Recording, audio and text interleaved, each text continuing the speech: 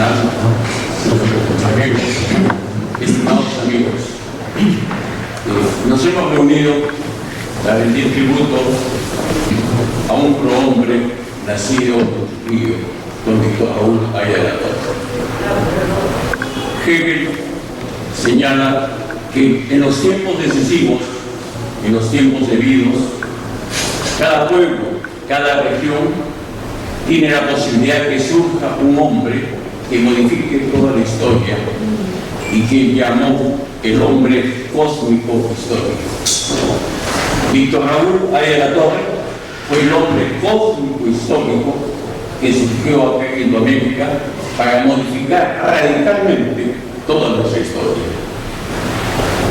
No solamente es el hombre más ilustre de Trujillo, es el hombre más ilustre, más destacado, más trascendente de toda Indoamérica. E incluso es uno de los pensadores políticos más importantes de toda la humanidad en el siglo XX. Es lo que voy a tratar de demostrar en un tiempo bastante apretado. Víctor Raúl nace en Trujillo. Su primera vinculación está acá en Trujillo, con el Grupo del Norte. Viaja a Lima, se pone en contacto con don Manuel González Prada, con la universidad, con el anarcosindicalismo, y se convierte en el último discípulo, conjuntamente con Mariátegui y Ayala Torre. Milita activamente en la segunda agrupación creada por Ayala Torre, que es el Grupo de la Protesta, dentro de una concepción netamente anarcosindicalista.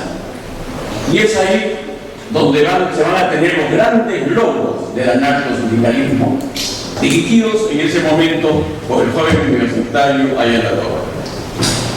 Le da al anarcosindicalismo la victoria de la lucha por la jornada de las 8 horas en el pueblo.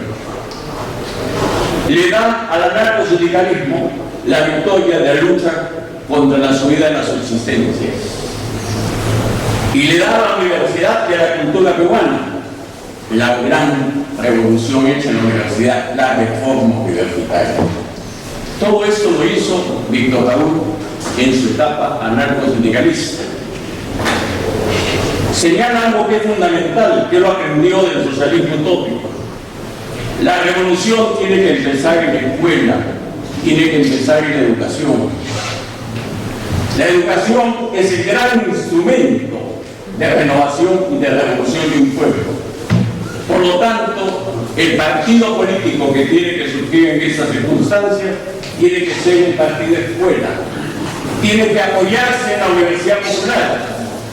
Y es por eso que en diversas oportunidades Víctor Raúl señaló que habría que ver en la fundación de las universidades populares la primera fundación de la Plata. Y es así, efectivamente, esa fue la primera fundación de la Plata. Y hay otro punto que lo hizo también dentro de esta etapa anarcosindicalista libertaria, que lamentablemente no se le ha dado la importancia que merece. Y es la real emancipación de la mujer. Las mujeres hasta ese momento solamente podían cursar hasta tercero de secundaria, y en tercero de secundaria recibían un título para poder en su casa crear un jardín de la infancia para enseñar las letras a los niños. No podían terminar la secundaria.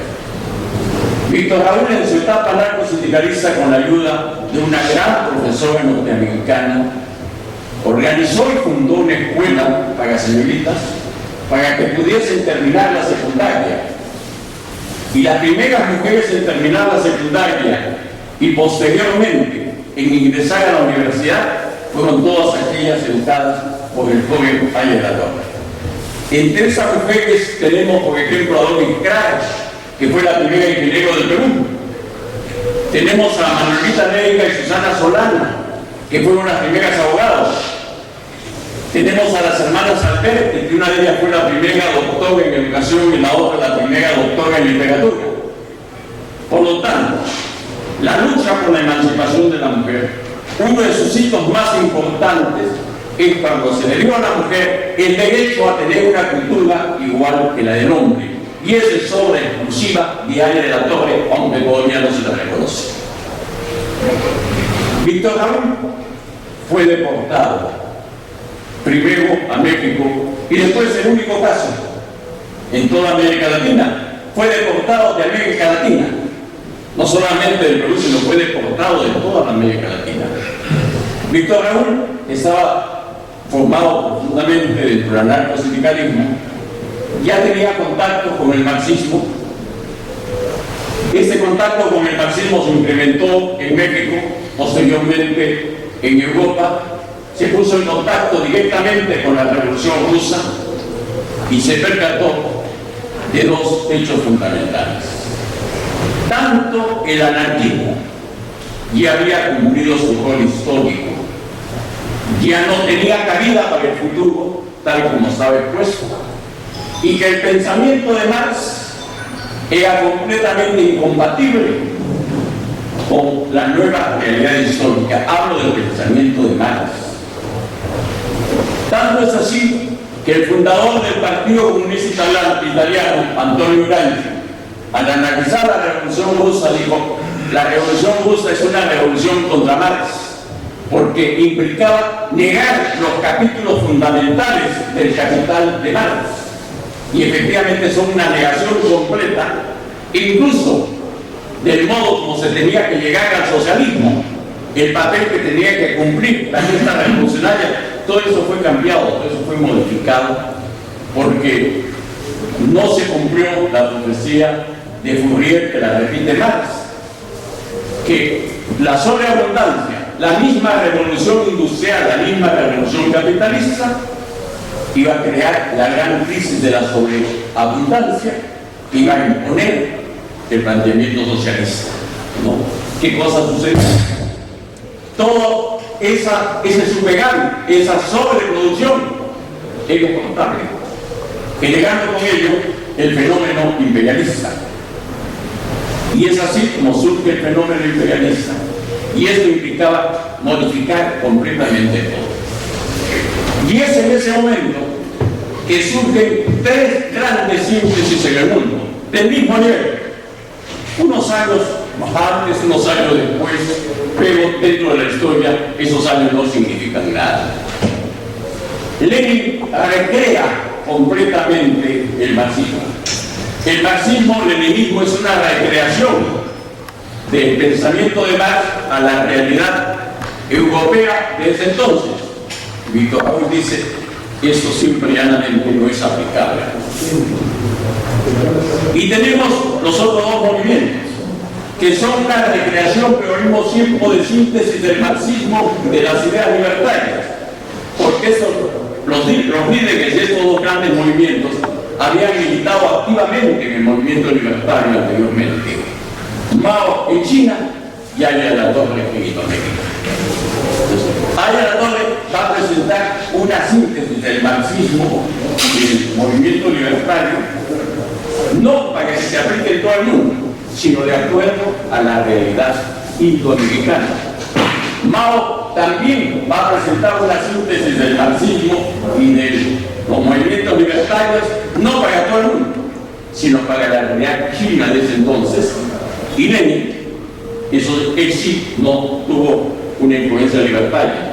Más aún, desde el inicio discrepó y persiguió a los anarquistas y a los libertarios, sobre todo a Kropotkin y a todo el movimiento de Kropotkin. O sea, que hay una diferencia, hay una mayor cercanía, por así decirlo, entre la evolución del pensamiento de Aya y la evolución del pensamiento de Mao.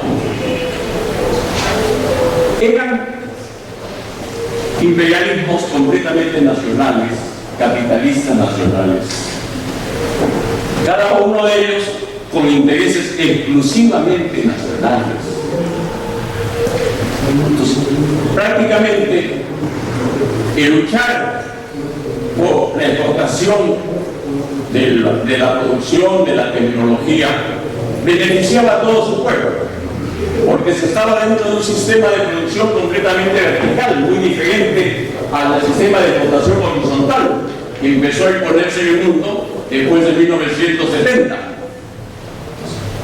Nosotros, nuestros pueblos, no solamente con la explotación pagábamos los grandes lujos de las clases pudientes de esos países ricos, sino también pagábamos el bienestar de las clases trabajadoras de esos países. Pero había un asunto. Europa sufría las embestidas de qué imperialismo, del imperialismo inglés. Por lo tanto, el marxismo-leninismo se considera un antiimperialismo frente al imperialismo inglés. Pero no era el imperialismo inglés el que sufría China, sino el imperialismo nipón. Y es por eso que Mao se declara antiimperialista frente al imperialismo japonés. Y acá en Indoamérica no era el imperialismo inglés y el imperialismo nipón. Y es por eso que Víctor Raúl, en ese momento histórico, habla que tenemos que luchar contra el imperialismo yanqui. Cuando se dijo esto, solo los marxistas criollos, dentro del colonialismo mental, de seguir lo que decía el marxismo-leninismo, acusaron a Ayala-Torre de haberse vendido al imperialismo inglés. Y no se vendió a ningún imperialismo, solamente señaló algo que era la realidad. Nuestro país no sufría las embestidas del imperialismo inglés en ese momento, sino del imperialismo yanqui. Y esto va a continuar. Y Víctor Raúl tiene una gran ventaja, y lo que le da al aprismo un mayor valor que no lo tiene el marxismo-leninismo y el mismo maoísmo. Lenin se puso completamente de espaldas al avance de la ciencia, de la filosofía que se dio en el siglo XX. Su obra Materialismo y Empírico-Criticismo es prácticamente una crítica a la teoría de los cuantos, a la teoría de la relatividad, al principio de la indeterminación de Heisenberg. Estuvo completamente de espaldas a todos ellos y se enfrentó a todos ellos. Víctor Raúl, en una etapa de su pensamiento que es fundamental, que va a marcar carácter a su obra, estudia Bohr. ¿Y en qué momento?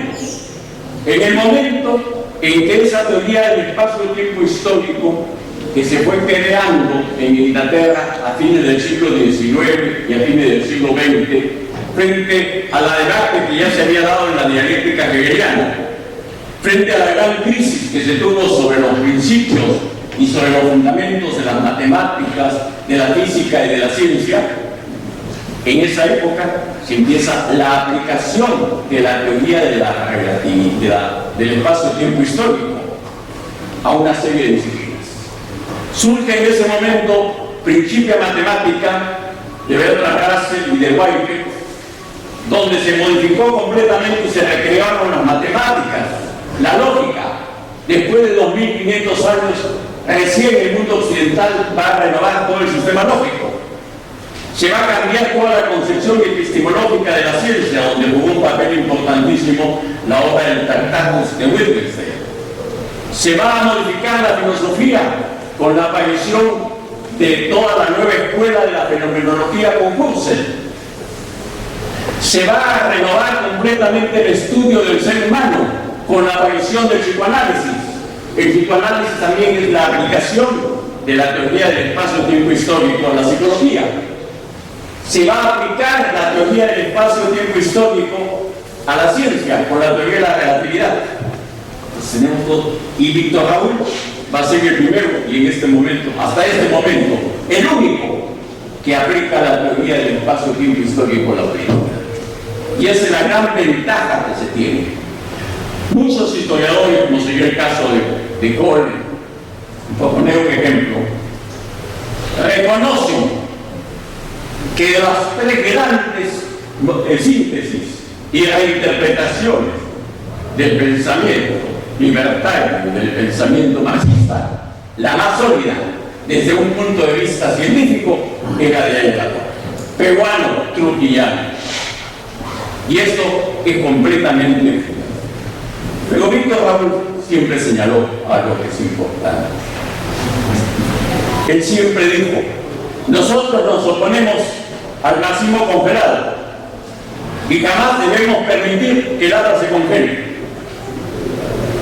Frente al marxismo congelado no puede existir una APRA congelada. El APRA tiene que adecuarse, adaptarse a la nueva realidad. Y ellos son un gran ejemplo.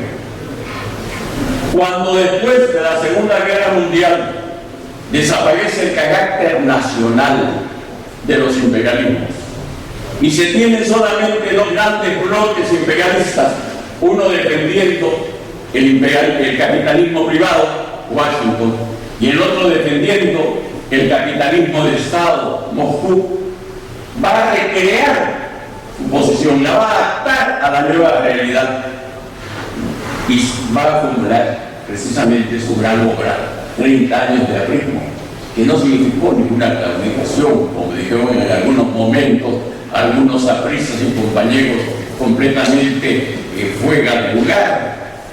Significó simplemente la adaptación de eso a la nueva realidad.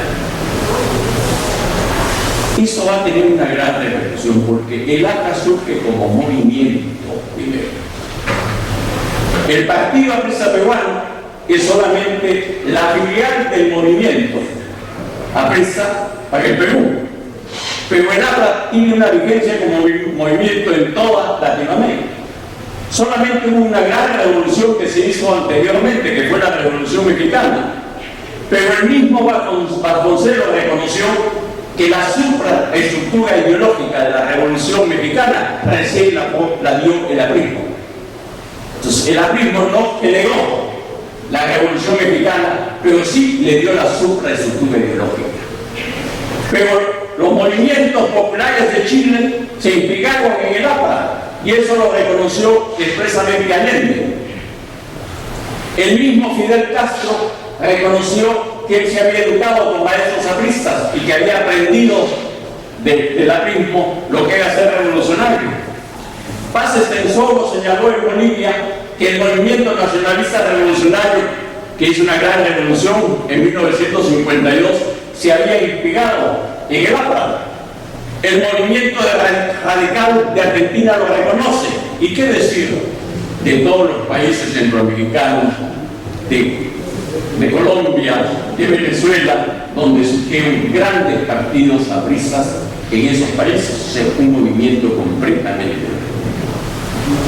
Y este movimiento va a ser futuro, porque va, como dice Jorge, va a orientar el pensamiento revolucionario en Indoamérica. Y es lo que en este momento requiere el Perú y Indoamérica. Está pidiendo a gritos el resurgimiento del pensamiento de Aya de la Torre. Porque nosotros, Aya de la Torre, encarna la auténtica revolución social, pero con libertad. Y es por eso que va a definir estos conceptos. Proudhon decía que lo fundamental en una revolución era definir en qué consiste la revolución. Y Proudhon dice, sobre todo después de la famosa revolución de 1848, la revolución ya se puede definir. La revolución es el derecho del trabajo y el derecho al trabajo, las dos cosas simultáneamente. La revolución tiene que defender el derecho del trabajador, pero tiene que defender también al hombre, muchas veces mayoritario en nuestros países, que no cuenta con fuente de trabajo y que hay que crear el fuente de trabajo. Ese es el carácter positivo. La revolución no solamente defiende al que en este momento cuenta con un puesto de trabajo, tiene que defender y crear puestos de trabajo para aquellos que no lo tienen. Incluso Víctor Raúl va a decir, acá no se trata de quitar riqueza a quien la tiene, sino de crear riqueza para quien no la tiene. Y esto es fundamental. Pero Víctor Raúl, aplicando el planteamiento de Proudhon, dice, ¿cuál es el mayor obstáculo? Entremos ya no al género próximo a lo que es la revolución, sino a la diferencia específica. ¿Cuál es el gran problema? Lo que impide. Lo que impide es que nuestros países aislados no son nada. Se requiere la integración de América Latina. Y su posición sobre ese punto es sumamente radical, porque al menos en 3 obras señala que si el APRA cumple ese objetivo, de integrar a América Latina, podría desaparecer el ANCA. Esa integración de América Latina, sin embargo, siguiendo a González Prada, tiene dos novedades. Ya no es el simple ideal bolivariano. Uno de ellos es que la integración indoamericana es vista como una etapa, no como algo final. Se apoya en el planteamiento de Kant de que efectivamente el mundo está cada vez más cerca, tiende al gobierno universal, y que ese gobierno universal tendría que ser el resultado de 4 o 5 grandes confederaciones que al confederarse formen el gobierno universal. Por lo tanto, la integración de América Latina requiere previamente la integración previa de todos nuestros pueblos y de todos nuestros estados.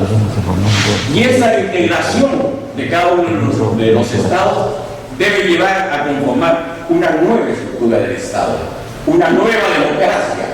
Y Víctor Raúl, desde su juventud, dice: nosotros no seguimos esta democracia, nosotros proponemos una nueva democracia, que es la democracia confederativa, donde se parte desde abajo, no de arriba, y sigue el esquema con el cual organizó Valle de la Torre el Partido Apresa Peruano. El Partido Apresa Peruano está ordenado, organizado de abajo hacia arriba. Las ideas salían de las bases y poco a poco iban subiendo hasta arriba.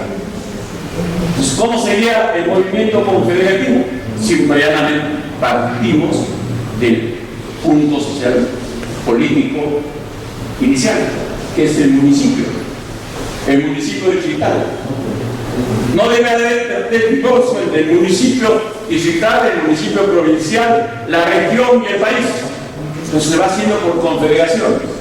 El municipio provincial debe ser la confederación de los municipios distritales. Son los alcaldes distritales los que conforman, por así decirlo, el núcleo del municipio provincial. La región debe ser la confederación, la asociación de todos los municipios provinciales. Hay continuidad de mando. Y el país son confederaciones cada vez mayores. Y estas confederaciones mayores no pueden dar tampoco un salto. América es muy grande. Entonces América requiere previas confederaciones. E incluso Valle de la Torre va a señalar las 4 subregiones económicas de América Latina que tendrían que confederarse para dar la confederación final.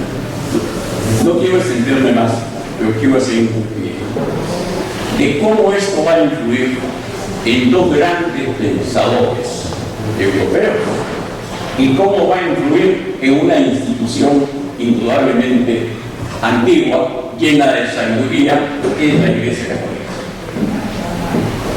Martius, en su obra El hombre unidimensional, prácticamente repite los mismos análisis que hizo Valle de la Torre para interpretar lo que es el trabajo y la alienación. Sartre, en su obra, que tuvo una gran repercusión, sobre todo después de la Revolución de Mayo de 1978, que es la crítica de la razón dialéctica, repite casi al pie de la letra toda la crítica que hizo Valle de la Torre 30, 40 años antes sobre el marxismo. Hace unos cambios de nombre, no habla del marxismo congelado, pero habla del marxismo con arteriosclerosis, que en el fondo es lo mismo. Yo escribí hace unos años una pequeña obra sobre el aprismo y la doctrina social de la Iglesia, y ahora que voy a hacer la salvedad. En ningún momento señalé que Valle de la Torre coincidía con la doctrina social de la Iglesia. Lo que he tratado de demostrar es que la doctrina social de la Iglesia cada vez más viene coincidiendo con lo que dijo Valle de la Torre, completamente. También las últimas encíclicas, sobre todo Centésimos Ángulos del Papa Juan Pablo II y la Laudato Si del actual pontífice Francisco, hablan que el mundo tiende al Estado universal, que la actual democracia, la actual organización del Estado es obsoleta y que se tiene que partir de una organización del Estado que propicie precisamente la integración de todo el mundo y muestra como alternativa un movimiento confederado, lo dice la doctrina social de la Iglesia. Y por último, esto hay un punto que no he escrito sobre ello, pero estoy pronto a escribirlo. La última encíclica fundamental para la teología cristiana, escrita por quien era todavía cardenal, que después fue Papa Benedicto, pero promulgada por el Papa Juan Pablo II, Fides et Ratio, está escrita siguiendo todo el esquema del espacio-tiempo histórico. Es la aplicación de la teoría del espacio-tiempo histórico a la teología y a la doctrina de la Iglesia. En suma, compañeros, efectivamente, Aya la Torre no solamente fue el hombre cósmico histórico de Iberoamérica, por utilizar una frase de Hegel, sino creo que es el hombre cósmico histórico de toda la humanidad para el siglo XXI, porque Víctor Hugo va a tener más vigencia en el siglo XXI que la que tuvo en el siglo XX. Muchas gracias.